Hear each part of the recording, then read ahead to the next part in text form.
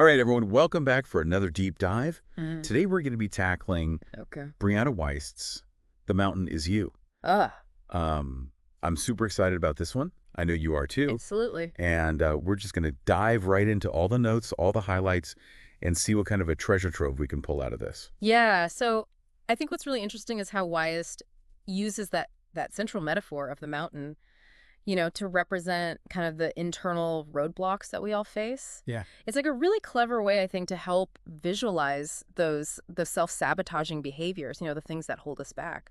Right. And one of the things that I was like, oh, wow, light bulb moment for me was that Yeah. mistaking comfort zones for safety. Yes. It's like we think that we're playing it safe by staying in this little zone of what we know, Yeah. but actually we're just kind of getting cozy with our own self-sabotage. It's Exactly. like, Yeah. staying to base camp when the summit is calling. Yeah, and it goes into how those past experiences really shape those comfort zones. Mm. Yeah. The patterns of behavior we repeat often without even realizing it.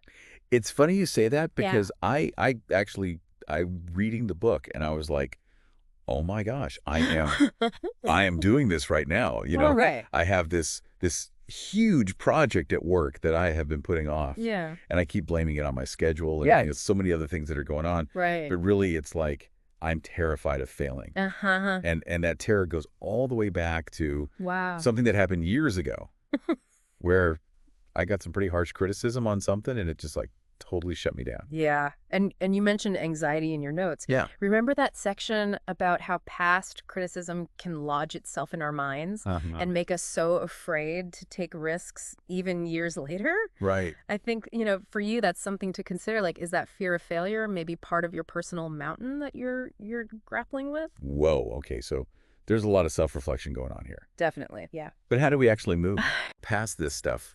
Like, what are the practical steps that we can take? That's where the book gets into building those healthier habits, Go and ahead. coping mechanisms, for example. It really emphasizes breaking down overwhelming tasks into smaller, manageable steps. That's a really good point because going back to what you were saying about me procrastinating on that project, Yeah. if I thought of it as this mountain of a project, Right. it would be so overwhelming. But if I thought about it as, just tackling these little tiny hills Yeah. one at a time, Right. I think that would really change my perspective on it. Exactly. It's about shifting that perspective and focusing on what you can control. Okay, so the book obviously has a lot of great advice, It does. but it's not a therapist in paperback. It's not. No, and it's really important, I think, to acknowledge the limitations of the book. Right. It's fantastic for self-reflection, for understanding those patterns, Yeah. but for deep-seated trauma or, complex mental health issues, it's crucial to seek professional guidance. Okay. It's kind of like the book can equip you with the gear and the map, but sometimes you need an actual guide to help you navigate that treacherous terrain. So we're kind of coming down off this mountain of Yeah. the mountain is you now. We are, yeah. What's the main thing you want people to take away from this? I think the core message is that we are often our own biggest obstacle.